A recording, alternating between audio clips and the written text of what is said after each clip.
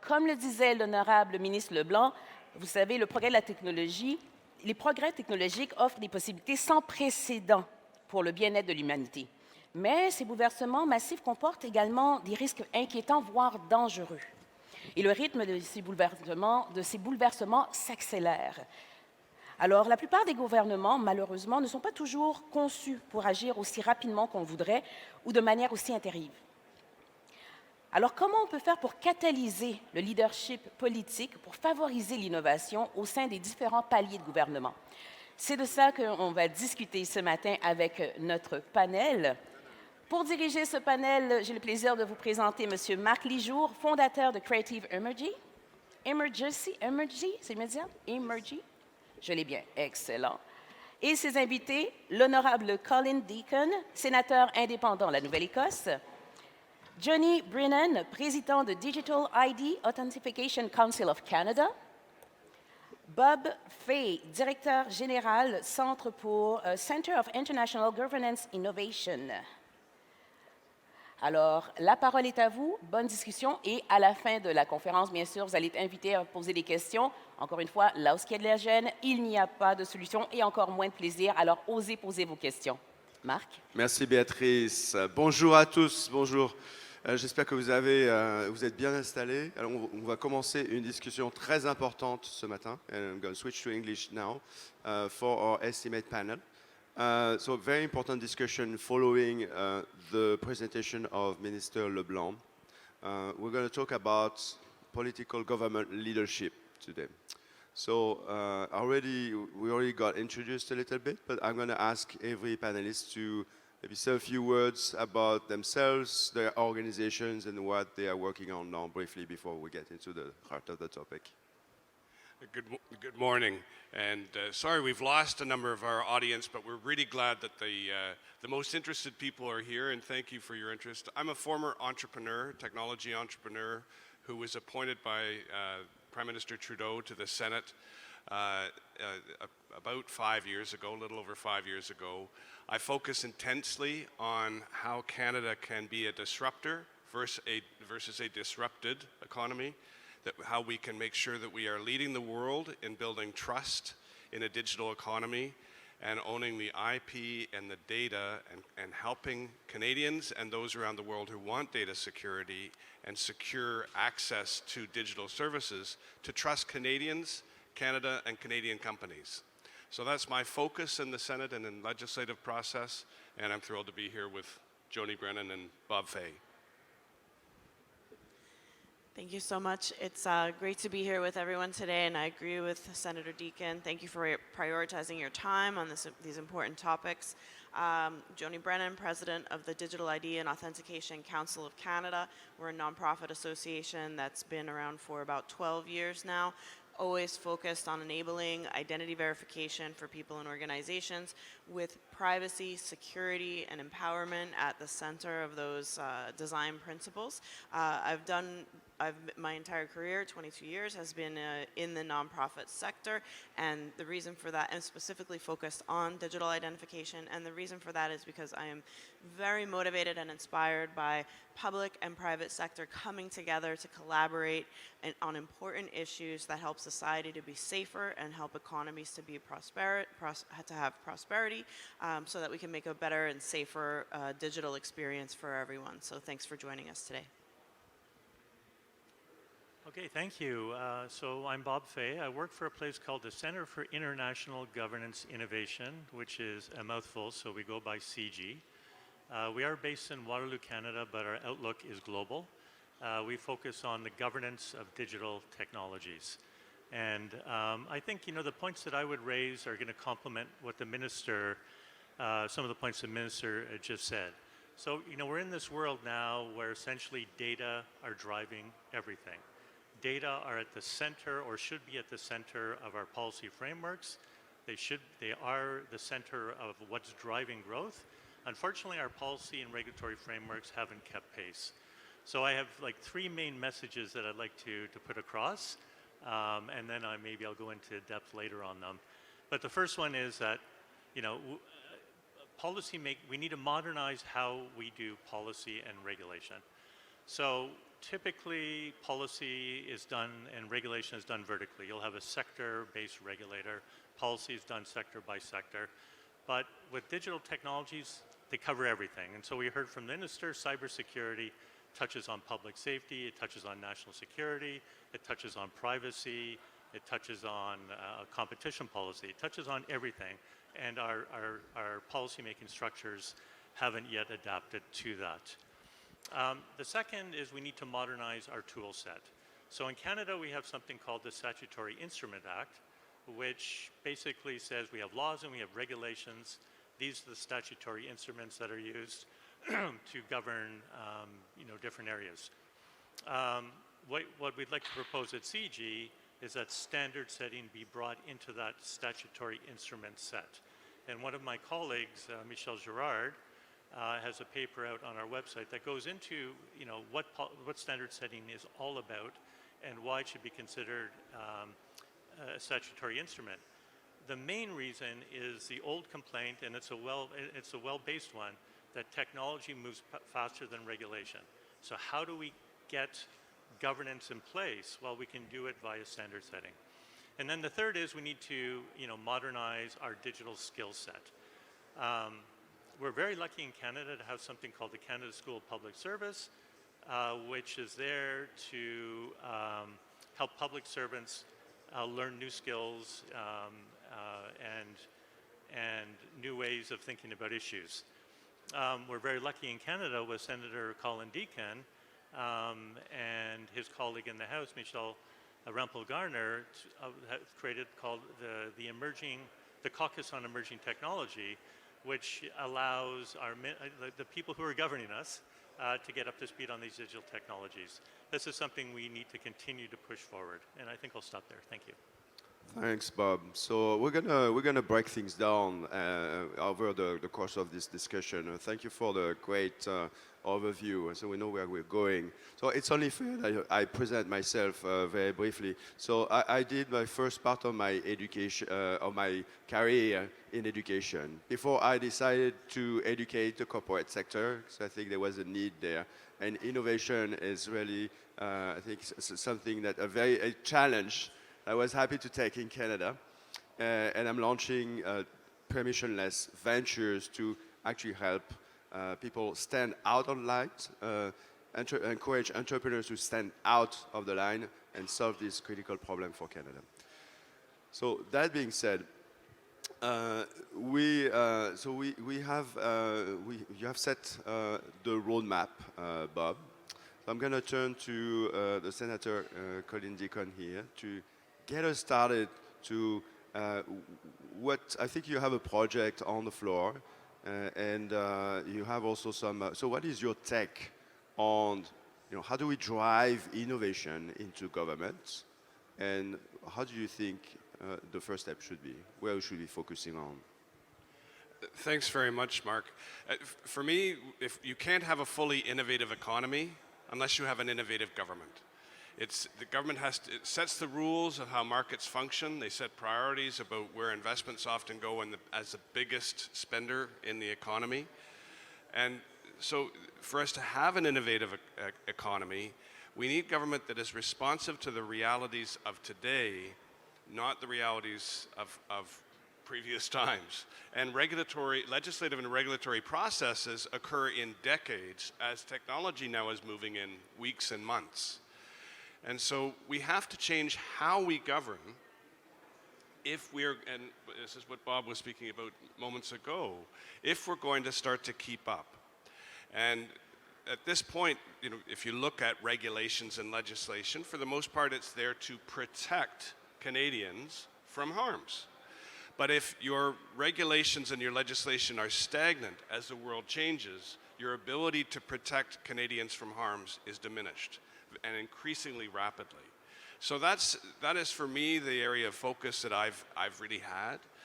One of the, that affects, for example, two big framework policies in today's world. And a framework policy is a policy that applies right across the whole of government and the whole of our economy. And one is privacy. Our privacy rules were set in a very different era than the one we live in today. And if you look at cybersecurity risks, I argue that the biggest one facing Canadians today is pressing I accept. Because the moment they press I accept, they have no idea where their data is going and how it's being used, and it's gone. It's not coming back. So it's not like a millennial child coming back into the basement. It's gone. And so that's the first thing, is we need to have privacy legislation that has the guardrails, that is understandable for the average citizen, and provides them with that control. The second is around competition law. When you have huge pools of data in different sectors and huge pools of data about Canadians that are controlled by non-Canadians, all of a sudden you're seeing a competitive disruption in the economy that is unrelenting. And we've seen that in a lot of sectors, but you can't change the Broadcast Act and you can't change how we deal with media without first changing how those big tech companies are functioning within our economy. And that's where competition law comes in, but it's not just competition laws like the Competition Act, it's competition policies right across our economy. So how the Bank Act interacts with and enables oligopolies to dominate and not allow you to control your financial information as a citizen and benefit from different services from financial technology companies. So competition policy is a whole of government requirement. So those are the main areas that I've been focusing in the last while. And my belief, Canada has got a regulatory reflex. If there's a problem, we like to regulate it. The challenge with that reflex in today's world is you start creating regulatory moats around an oligopoly that protects the oligopoly from innovative new entrants. So regulation will never make oligopolies customer-centric. Not ever. It makes them shareholder-centric. And so we have to spend time figuring out how we change the rules, and that gets back to Bob's point earlier about standards. So that's a lay of the land in this area. Yeah, could I just follow up maybe on what the senator is saying? So, to which I completely agree. I'm an economist, by the way, so frameworks to me are essential, getting the frameworks right. So one of the things that Canada has just done is set up a digital regulation forum, I think it's called, where it brings together information sharing among the Privacy Commissioner, the CRTC, and the Competition Bureau. And the idea there is exactly what the senator was saying, is that these areas intersect. But if we only, they each has their vertical reporting structures, which they need to keep. But because they intersect, they need to share information and formulate regulations that are coherent, which hopefully will reduce regulatory burden on companies, for example. Other countries have done this and actually gone one step further. The UK has something similar, but they brought in their financial regulator. Australia has brought in what they call their online harms regulator. And it's a recognition that all of these areas intersect, and we need to create frameworks that recognize that. And so the Senator DEACON here highlighted the importance of data, but identity also is there, maybe at the other side of the coin, Joni. Yeah, so I guess to build on and extend the comments so far, I would say that technology governance is the challenge of our lifetime. It is the defining moment that we're all living through. We are archaic people with medieval policy living in 21st century times, and we need to really rethink the process of how we modernize our policy. I would say the common through line here is data governance. Thinking through how we modernize privacy. There is a paradox for our privacy regulatory scheme and how we think about privacy and approach privacy. Senator DEACON called out clicking accept is the biggest lie on the internet. We all do it. We lose track of how many times we do it per day.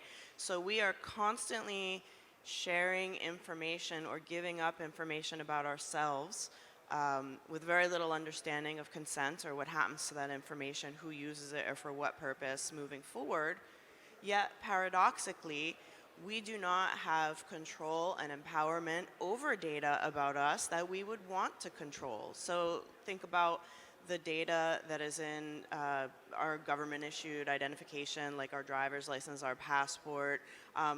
Those pieces of identification that are trusted ubiquitously across Canada and around the world, we don't fully have those in digital representations or even in data minimized representations where, let's say, all we need to prove is that we're over a certain age, or all we need to prove is that we have a right to be in Canada.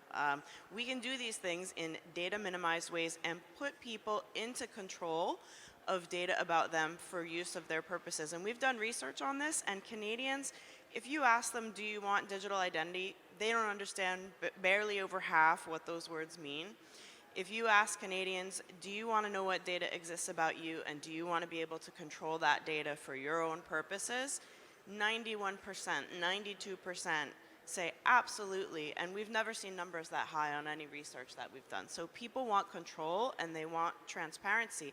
And I think another fundamental change in how government thinks about itself, and yes, government is a big place, and we have a federation of federal, provincial, territorial, and municipal governments, and some of these issues around data are federally regulated and some are provincially authoritative. But I do think there's a fundamental opportunity for government to rethink the role, some of the role that it plays, which is underwriting trust for us out in the world. And so the amount of times that I go and log in to my provincial website or authenticate to, to a federal department are very small compared to when I had to pull out my government-issued ID to get on a plane or to go into a bank or to start a business and to get a business license. So government really plays a role in underwriting trust in data about us, and I think it's time to modernize how we think about that and how government provides that as a service to us as Canadians, and also that we have a right to demand access and control of that data. It has to be done with accountability and guardrails so that we understand where and how we're protected and we're empowered to act, and we know where we're not protected, and so we can manage our risk in front of it. Thank you, Joni. I'd like to make sure, I know we are all technical here, well-versed in cybersecurity and we're all problem solvers. I want to make sure we dedicate at least a portion of this panel to the consumer and the customer. So, and we talked about this in the prior panel. So just let's say it out loud, like why would that change to implement those policies, this environment? What would that change for the customers? And now we talk about open banking, for example, as an example. So what's the price? If we could have a button and flip it today, what would be the biggest impact? For me, the reduction of fraud and identity theft is a significant benefit, but I look on a daily basis. In the Government of Canada, there are 270 different individual login points to access federal services digitally. That's 270 times the number of cyber attack portals than is needed. There should be one incredibly secure place where Canadians can go, share their information once, know how it's used, and have control over whether it's used and when it's used. So the benefits to the individual are significant. I don't know how many, in this room, everybody would have a good password management system, but there's too many Canadians that do not. And we're not concerning ourselves with that. That's their problem. And even in the organization that I work in, the Senate of Canada, password protection and password control is devolved to employees. To me, that is a significant cyber risk in our organization. Maybe I shouldn't have said that out loud. Shouldn't want that information shared. But these are realities that we have to start to think about. The experts are in this room. They're certainly not in me. But I'm a champion of change, and I want to see us embracing the reality versus having the disinformation prevent our progress. Very simply, if we deliver benefits to Canadians around securely controlling their identity and how their information is used, they are going to tell people about what a benefit that is, and others will start using. And so let's just deliver benefits, not talk about what it is, just have people feel it, have them see it. And so that's where the leadership politically is so important here, to break through different barriers, be they disinformation or other. But I'll let out my colleagues. Bob? Yeah, I mean, actually, just to continue what you were saying, I mean, put the consumer at the center. I mean, that's really what it's all about. So to give international examples again, Australia introduced something called the consumer data right. That is, the consumer controls their data and what they do with it. The United States just passed something, I have to look to make sure I get the name, the personal financial data right, which is going to put, once again, the consumer at the center in control of their financial data.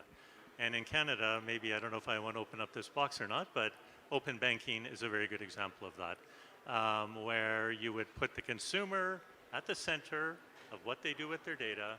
You allow innovation in the financial services sector. You allow the consumer to pick who they want, but in a trusted way, which means we have to have updated privacy legislation. We need the cyber that the minister talked about. We need the digital ID that DEAC is working on. There's a whole bunch of components that need to be put in place to allow that trusted environment to facilitate consumers doing what they want with their data. Joni, you have a take on it? Yeah, I couldn't agree more on putting people at the center, whether there's citizens, residents, customers, clients. Our research shows that the people across Canada that we've used third-party qualified firms to research, but the people who are most demanding modernized services are what we call the caregivers. And so these are people who are often caring for children or older dependents. Not only do they need to manage their own data and their own privacy and their own protection, but the privacy and data and security of the people that they love, and often multi-generational. If we think about putting people at the center, this is about, keeping children away from materials they shouldn't access and helping people who are adults access things they want to easily and privately. This is about helping immigrants. I'm an immigrant to Canada. I'm very privileged. I came from the United States, the far, far away lands of the United States in New Jersey. But I think it was quite easy for me to navigate the immigration system. I couldn't imagine someone from far away who doesn't speak the first language, who is a refugee, navigating through these processes. And our departments do fantastic jobs here. We can do better. We can do better with modern services where we really help to make these experiences secure and much easier for people to go through. So anytime there's something that we need to do of value, renewing our passport, getting permanent resident cards, renewing driver's license, opening bank accounts, public and private sector, that's where data governance comes into play. But I would just come back to I think we as a community who come to events like these and who work together, we do put pressure and we call for this type of change. It needs political, fearless and pragmatic leadership as well to help put the wheels of government into motion in the best way that they can. So I think we're all calling for some of that leadership, and it's upon all of us to do our part as well in this equation. Could I just build off that for 1 second, Marc? And that's, I've received probably 12,000 emails against the use of digital identity in Canada. And when I found people who, because a lot of those emails, I don't know if they've come from a person or if they've been generated by some sort of bot, but when I find a person who has that opinion, I ask them what they want, and they tell me what they don't want immediately again. And I say, no, but tell me what you want. What are you looking for? And they're looking for privacy. They're looking for control. They're looking for security. They don't want somebody using information about them without their permission. They want what we want. There's just no debate about that. But disinformation campaigns have caused them to think that they are against the use of a digital authentication of identity a process for doing that very, very securely and giving over control. When I give examples of, well, would you want your, why would your young child, your young adult child wanting to go into bars and show a driver's license to prove that they're age of majority and are able to be in the bar legally, and the bouncer seeing their address? I mean, why would you want that? Why wouldn't you just want to be able to authenticate the information, give the information to the bouncer that is the only the information that they need to know that you are above the age of majority? So it's about showing the information that's needed, only the information that's needed at the time. When I walk them through that, there's no issue. So for me, we've got to help parliamentarians get courage on this issue by talking about the benefits to individuals so that they can talk about the benefits and break through the disinformation that is there. But just, that's a pet peeve of mine, and I just had to get it off my chest. Yeah, Marc, if I could just add to that. So, I mean, we all have digital IDs, right? We just don't know what they are. And, you know, every time we hit that I accept button, you know, there's an ID and information being created about us. And I went into a social media platform, which I won't name, but you could go into the privacy settings, which I did, and I found out that I had, I think, about 240 companies tracking me, all for my own personal benefit. But I don't recall actually clicking I accept 240 times. So, I mean, really what we need, it goes back to the control. I want to know what's on me, how it's being used. I want that control. And Go for it. just one more piece, sorry, we're all passionate on this topic.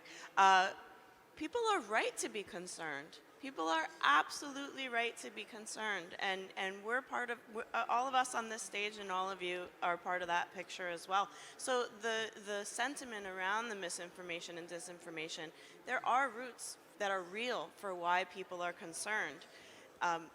The answer, or some of the antidote for that concern, is not inaction. The answer is making a right policy framework and capabilities to give people transparency and the control that they want. And in terms of quantifying that, we've done studies, other organizations, World Economic Forum, Omidyar has done studies, and generally what we see in any jurisdictional economy is there's about 3 to 6% of unrealized GDP that can be added to an economy through efficiencies, fighting fraud, and creating new opportunities for service delivery. So the benefits are real, the social benefits and the economic benefits of around 3 to 6% GDP. No, that's very interesting. So, and I did work in the past with some companies that are a brokerage of data, where they actually sell to each other. So it was an eye-opening to see, oh wow, this is actually a market for your data. And there's a lot of money in that market. So it looks like as true Canadians, we know about the issues. We did studies on the issues. We did new studies to make sure the previous studies was okay. And we have legislations, ideas. We know what we need, roughly, maybe not in the same language.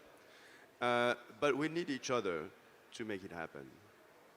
That sounds like a coordination problem. We need the government to allow it. We need the private sector to propose the services. We need innovators. We need inventors. And we all need to work together. So it sounds to me that's right on the topic of the panel, which is leadership. And Joni, you said a word there.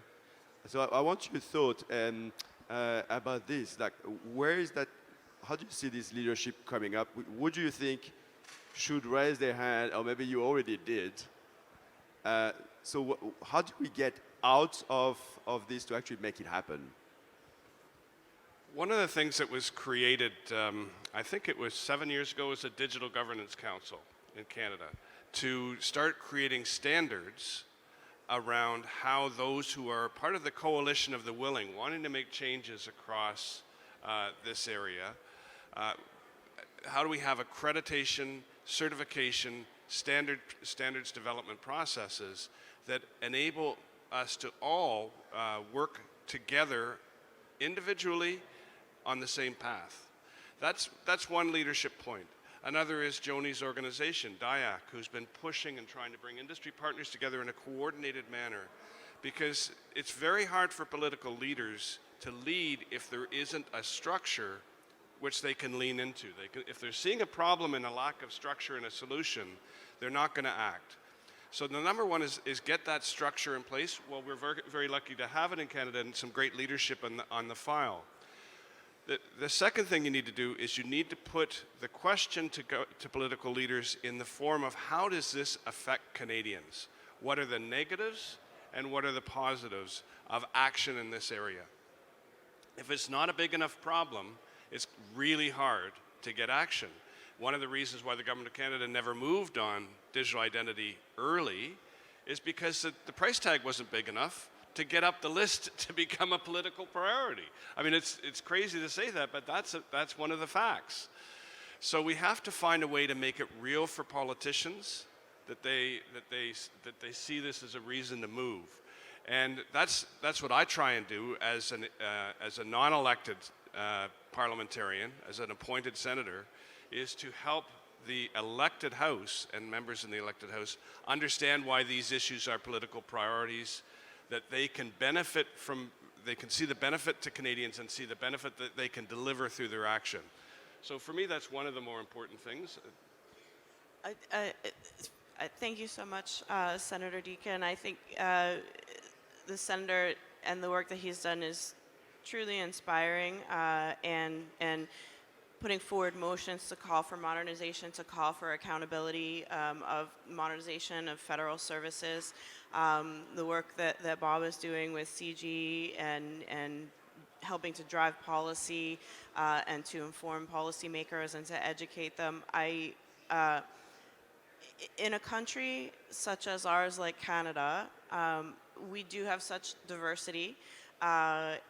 Our way forward does require collaboration. There are certain aspects of data governance that are going to be under the authority of the provinces, and there are certain aspects that are going to be under the authority of the Fed. And of course, we're all part of the same economy and society, so we all play a role. So I think really, from what I would say is, it maybe not the sexiest answer. I'd love to be talking about how AI empowers us or breaks authentication or the new quantum advancements. But what I will say is I do think that policy is the key to this ecosystem, and modernizing data governance. The federal government can take that from their side, and the data authority that the federal government has in different departments. Provinces can do that from their authority and the data that they have, and the private sector certainly has a strong role to play here. So I would say, as the technology continues to move faster and faster and faster, putting our priorities on modernizing policy could be one of the most powerful things that we do for data governance. And we're not alone. Other countries around the world are struggling with these challenges. And I will say that we do, as Canadians, get invited around the world because, you know what? People do see our collaboration as an extremely strong point. You can use a financial banking credential to authenticate to over 260 federal services today, if you choose to do so. So we have made a lot of progress. That we do have collaboration that is admired around the world, and I would say the one single thing that we could do is, from each of our areas of jurisdiction or authority, is focus on that transformational data governance policy that puts people and their rights and their benefits at the center of it. Wow, I mean, I think you've covered a fair bit of ground there. The only thing, I guess maybe one thing to add is inclusivity. So policy making is messy. I don't think there's no easy way to do it, and it's actually, it needs to get even messier in some senses and go one step further, and that is, I mean, when we see the harms that we see, the benefits that have come about from you know, the new technologies, but we've seen the harms. The harms tend to be concentrated in certain groups. So those groups need to have input into policy making. You know, we call it multi-stakeholder, representative. There's a number of different terms, but it's actually essential. And so standard setting, to go back to what Senator Deacon talked about, is is built around that collaboration. Now, it's not always carried out that way, but in principle, that's the way it should be carried out. And that way, when you put a standard in place, it's a standard that hopefully is going to cover all citizens and what they need. Thank you, everyone. So we have to recognize we're a little bit biased here towards policy on this panel because we have the greatest policy minds in the country here. But I want to make sure also the audience feel that they are part of the solution and that you need to engage and we need to work together. At this point, I'd like to invite anyone that has questions to come up. So I see a gentleman coming up. Yes, I do have a question. Thank you. My name is François Bédard. I'm a senior advisor. Senator Dickens, regarding your roles on the Senate, what is the state of the union about policies coming in like C-27 and C-26? This is on the federal side. In Quebec, they sign off on Bill 6. They sign off on Bill 25, which is a provincial perspective. Other provinces are not doing anything right now. But what is the state of the union according to this? And second question, how Canada has been perceived on the international scenes about those policies coming in? I can't really speak about how Canada is perceived by others, but I'll offer that I'm concerned that we're moving far, far, far too slowly relative to actions from other jurisdictions. One of my biggest concerns as a former technology entrepreneur is interoperability. Because if you are having a different set of rules in every province, it's very hard for our country as a whole to compete. So a lot of provinces have moved on privacy because the federal government wasn't moving. Bill C-11 in the previous parliament was the new privacy legislation. It never got to committee. Never even got to committee. It never even left the floor of the House of Commons to go to committee to be studied. Bill C-27 sat in the House for a year in this Parliament, which is our new privacy legislation, with no activity. Then all of a sudden, it is now in committee. It's been part of partisan battles, but that seems to have calmed down, and it looks like progress is going to get made, that the focus has moved away from partisanship and towards policy. And that's, I'm a nonpartisan senator. I don't see the benefits of partisanship. I really like to focus on policy.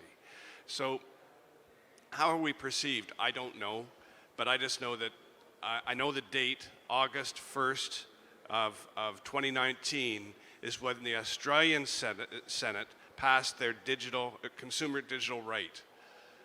Australians had a consumer digital right on that date. We're still looking for that right in Canada. So I know that, and I find that frustrating. And I think it's because parliamentarians have not seen this as the crisis issue that I see it as, and I do my best to alert them to that. But it's, partisanship quite often gets in the way. And so Canadians need to step up and start telling their MPs, get on this. This is really important. My kids' privacy is at risk. My ability to communicate securely and know how my information is used, or is my email now part of developing a large language model where my words now will be used in generative AI to come back to me? What happens with copyright in that world? All of these framework legislations are not keeping up with the rapid advancement and the risks that are growing in these areas. So how we perceived? I expect not good. Yeah, it's a classical problem of putting the toothpaste back in the tube, right? Could I add to Bob? that? I won't comment on how Canada's perceived per se, but what I would say is, countries do look to Canada for leadership. We've typically played a leadership role in many different areas. And I can say, with certainty, countries are looking to Canada. Unfortunately, I'm not sure what we have to offer here. We have very well-meaning efforts underway, but we are lagging. On the other hand, the benefit of lagging is we can learn from the other countries and what they are doing. and we can take what works in other countries and adapt it to our own purposes. And so there is a lot of opportunity for Canada to actually leapfrog from where we are right now if we do that. So you know, being a dual citizen, and you don't have to be a dual citizen, but I listen to news from different regions around the world, and I find it very interesting the Australian move to push the big tech giants on the business models, on how news is being shared and how that was perceived around the world, and that, you know, Facebook and the giants did come around and did follow that legislation in Australia, and changes have been made and affected because of that legislation. I find the perception inside of Canada for similar legislation very surprising. We have kind of there's one perception of what that policy means inside of Canada, and when I listen to news outside of Canada, the perception of what the impact of that policy for us here is completely different. But I will tell you one thing, I think we also need to look at the types of impacts that these policy changes have, and something that keeps me awake at night is whether or not you agree with the policy direction and the pushing the big tech giants on business models that are disrupting the way our news and journalism is funded. What keeps me awake at night is that people out in the public seem to know how to find news unless they go to Facebook. That, to me, is the scariest part of the conversation, and we need to teach Canadians in school and adults how to find information online and how to actually find news that's not through a giant platform like Facebook. I think we need to look at the impacts and what we're seeing out in society and what the policy is doing and what that's revealing to us as well. And feel free to, do you have a question? Don't, please come in, don't wait. We're waiting. That's the problem with Canada. Let's not stop waiting. Let's go for it. All right, Emma Duke. So it seems that misunderstanding and misinformation circulating contributes to polarizing opinions on a centralized digital ID. So how does government help with education, digital hygiene, and develop the trust needed to overcome social acceptability issues? Thank you for your question. It's a great place for us to be wrapping up to. To me, it's very simple. Let's just start delivering the benefits to those who want the benefits. And let's have their analysis of how they how they value having a consistent digital authentication framework that they get to work within, that gives them more control, have them talk about it with their friends, and just as any really good app that we use in our lives starts to move through communities of trusted communities of individuals, so will this. And so I think we've got to stop talking about it and we've got to start doing it. And that it's as simple as that. Yeah, a great question. And I would also say, in addition, I